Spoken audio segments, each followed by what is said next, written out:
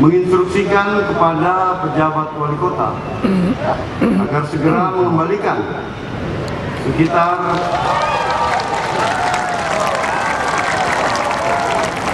1.228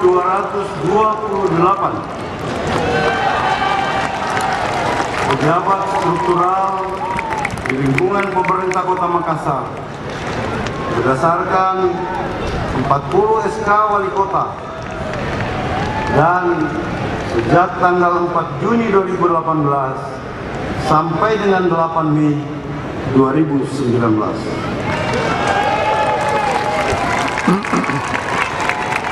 Dan melakukan evaluasi dan penataan kembali.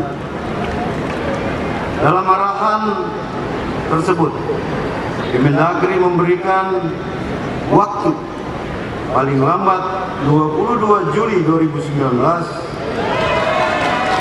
untuk menyampaikan usulan penggantian pejabat di lingkungan pemerintah Kota Makassar kepada Mendagri melalui Gubernur Provinsi Sulawesi Selatan.